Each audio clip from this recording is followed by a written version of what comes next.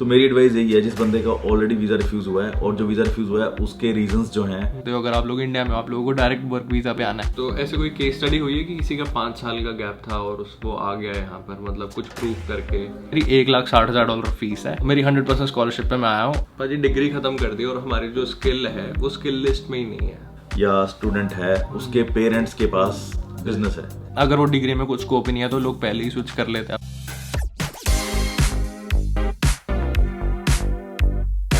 Very good morning and hall cat channel. तो भाई कैसा लग रहा है आप लोगों को? पुराना सेटअप वापस आ चुके हैं हम लोग अपनी, ठीक है, चेयर टेबल पे। ये चेयर टेबल मैंने खरीदी थी, मैंने ढंग से कभी मैंने इसके ऊपर बैठ के एडिटिंग करी ही नहीं भाई, ठीक है। मैं ली थी फुल अपने यहाँ पे एडिटिंग करूंगा पीसफुल माइंड के साथ, बट मैं बाहर अपना मस्त सोफे पे बैठ के एडिटिंग करता हूँ। खैर छोड़ो, मैं ना काफी टाइम से होलिस्टिक माइग्रेशन सोल्यूशंस के साथ काम कर रहा हूँ, ठीक है। मैंने 2-3 वीडियोस पीछे बनाई थी जिनके अंदर मैंने बात करी थी कि if you have any queries regarding student visa, ठीक है, partner visa, skilled visa, business visa, tourist visa, आप लोगों को कोई भी क्वेरी है नीचे फॉर्म है उसको जाके फिल कर दो। तो काफी सारे लोगों ने फिल किया, मैंने भी खुद पढ़ा, होलिस्टिक माइग्रेशन सॉल्यूशंस की टीम ने भी खुद से पढ़ा, एंड काफी सारे लोगों को रिस्पॉन्सेज गए, इमीडिएट रिस्पॉन्सेज गए, और काफी सारे लोगों को रिस्पॉन्सेज नहीं भी गए। वो नई जो रिस्पॉन्सेज गए ना, उन लोगों के लिए वीडियो है, क्योंकि भाई ये सीधी सी बात है, जब आप लोगों को ऑस्ट्रेलिया आना होता है या फिर यहाँ पर आप लोग होते हो, आप लोगों को PR के सोल्यूशंस होते हैं, ठीक है। आप लोगों के दिमाग में जैसे पढ़ाई चल रही होती है ना, बीच में क्वेरी आ जाती है, यार अब मैंने कोर्स तो आधा चला गया, अब रियलिटी समझ में आती है कि मेरे को PR कैसे चाहिए, ठीक है, मैं यहाँ पे परमानेंट रेजिडेंट कैसे बनूं, ठीक है, फिर आगे की सिटीजनशिप की बात। तो एक माइग्रेशन एजेंट का होना बहुत ज्यादा जरूरी है इस पूरे सीन में। अब भाई जो मेरा सीन है, मैं ऑनेस्टली आप लोगों को बताता हूँ, मेरे को सिर्फ एक कंपनी के साथ काम करना है, वो भी लॉन्ग टर्म में, जिससे आप लोगों की हेल्प हो जाए। मैं ऐसे कंपनी स्विचेस ना करूँ कि भाई मैं इनके साथ काम कर रहा हूँ, आप लोग इनका जाकर डिस्क्रिप्शन में लिंक है, चेक करो। But I really want to help people out who all are here, on शोर है, ऑफ शोर है, उन लोगों की जो भी क्वेरीज होती हैं। मैं इतने सारे लोगों से मिलता भी हूँ, बाहर जाता हूँ भाई, सारे आप लोग बहुत प्यार करते हो, ठीक है, वीडियोस बहुत पसंद करते हो, thank you so much for approaching and having a chat. बहुत ज्यादा अच्छा लगता है आप लोगों से मिलके, ठीक है। उन लोगों के दिमाग में क्वेरी होती है कि भाई हम अब ऑस्ट्रेलिया आ चुके हैं, अब नेक्स्ट स्टेप क्या है, मेरे को इस यूनी में नहीं रहना, मेरे को यूनी स्विच मारनी है, ठीक है। ऐसे मैं मिला था पीछे, 2-3 पाकिस्तानी भाई मेरे को मिले थे, वो लोग आए, उन लोगों ने बोला भाई हमको यूनी स्विच करनी है। मैं कहा भाई अब एटलीस्ट 6 महीने तो आप लोगों को पढ़ना पड़ेगा ना इस यूनी के अंदर, उसके बाद आप लोग डिसीजन ले सकते हो अपना, आप लोगों को स्विच करना है कि नहीं। मैं ऐसे लोगों से मिला हूं जिन लोगों की 100% स्कॉलरशिप आ रखी है, ठीक है। एक पाकिस्तानी भाई मेरे को मिला था, मैं नाम भूल गया, ठीक है भाई का, ऑनेस्टली वो भाई कहता मेरी $1,60,000 फीस है, मेरी 100% स्कॉलरशिप पे मैं आया हूँ, and I was really happy, ठीक है, एंड अमेज्ड कि भाई उस भाई को तो फीस भरनी नहीं, ठीक है भाई, पूरी 100% स्कॉलरशिप लेकर आया है, उसको कोई टेंशन नहीं है, बस उसको सिर्फ पढ़ाई करनी है, और फीस वगैरह जो सबसे बड़ा जो मेन फैक्टर होता है ऑस्ट्रेलिया के अंदर, उसको उसने पे ऑफ, मतलब वो तो चलो भूल जाओ, उसके लिए तो कुछ नहीं है वो चीज। प्लस हम लोगों को स्कॉलरशिप्स कैसे मिलती है, मैंने एक ऑलरेडी वीडियो बना रखी है, ठीक है, आई बटन के अंदर जाके आप लोग चेक कर सकते हो, लिंक आ जाएगा। तो हम लोगों को स्कॉलरशिप पढ़ाई करने से पहले भी मिलती है और बाद में भी मिल सकती है। तो जितनी भी मैं इन्फॉर्मेटिव वीडियोस बनाता हूँ उसके अंदर मैं चाहता हूँ कि भाई आप लोगों की सबसे ज्यादा से ज्यादा हेल्प हो।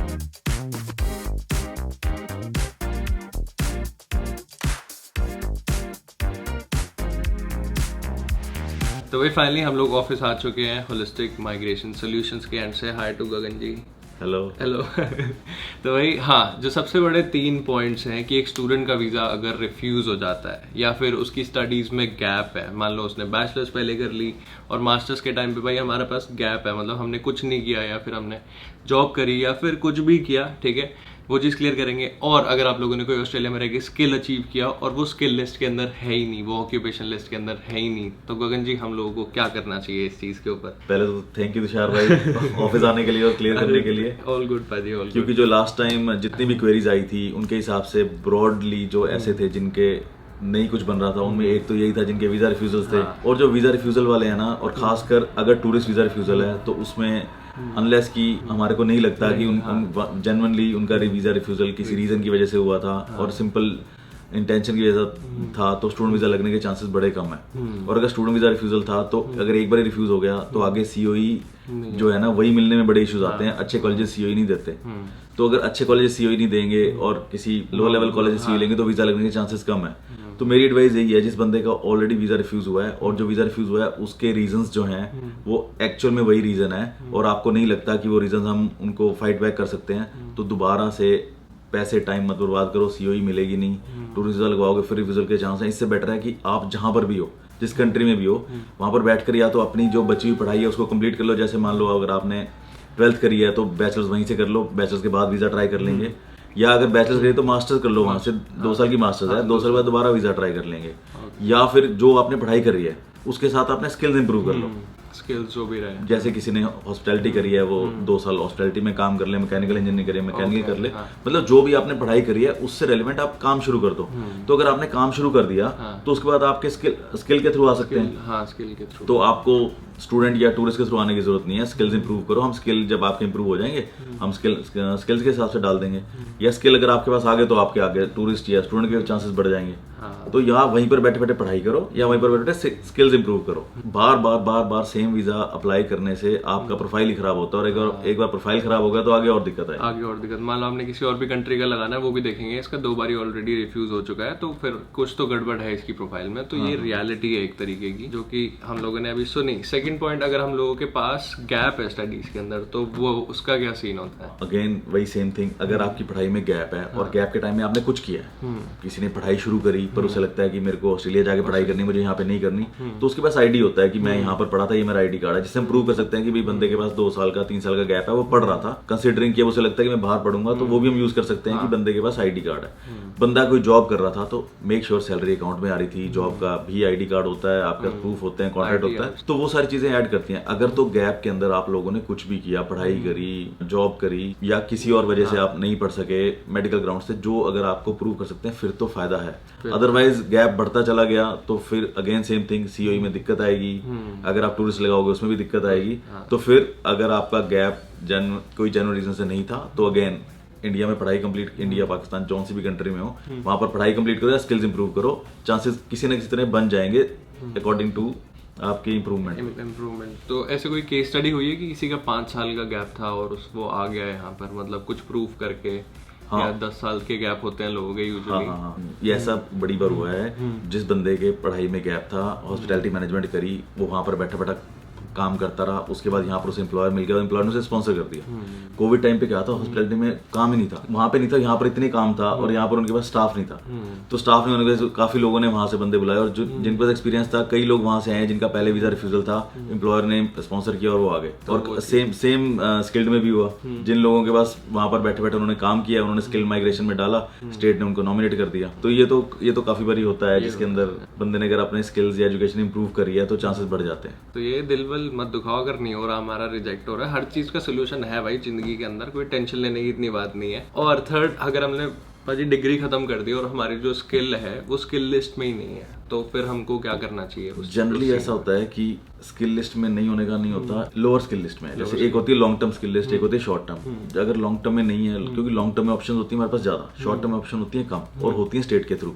तो हम फिर क्या करते हैं, हम बंदे का स्किल असेसमेंट करा के रख लेते हैं, जो भी स्किल उसके पास है। अगर स्किल्स के लिए एक्सपीरियंस चाहिए तो उसको बोलते हैं कि साल कंप्लीट कर लो, आपको एक्सपीरियंस हो जाएगा तो आप स्किल असेसमेंट करा सकते हो। कहीं में 2 साल की रिक्वायरमेंट है। तो अगर आपके स्किल असेसमेंट हो गए, स्किल असेसमेंट होने के बाद हम स्टेट को नॉमिनेट, EOI और स्टेट का डाल के रख देते हैं। जब स्टेट नॉमिनेट करती है फिर वीजा डल जाता है। तो चांसेस हैं, बस ये होता है कि चांसेस थोड़े कम है, वो थोड़े कम के चांसेस में हम डाल के रखते हैं EOI, वेट करते हैं कि स्टेट को नॉमिनेट करने की, तब तक आप वहां पर काम करते रहो। जब यहाँ पर आएगा तो आप सीधा वर्क परमिट पे आओगे या स्किल माइग्रेशन पे आओगे, तो काम तो हो ही जाएगा। सिर्फ ये है कि आप कुछ भी कर रहे हो लाइफ में, वेले मत बैठो, जो भी कर रहे हो या स्किल या एजुकेशन इंप्रूव करते ही रहो मोस्ट ऑफ द टाइम। कि हम इस टाइम पे डिस्कस कर रहे हैं study gap, study visa, tourist visa, skilled visa, पर कंसिडरिंग दैट हमारे को ना एक होलिस्टिक अप्रोच रखनी चाहिए कि अब बाय चांस बंदा स्टूडेंट कंप्लीट कराइए, अगर हम स्टडी देख रहे हैं, पर आप ये भी देखो कि कई बारी जो भी बच्चा है या स्टूडेंट है, उसके पेरेंट्स के पास बिजनेस है, वो बिजनेस वीजा के लिए एलिजिबल है, तो बंदा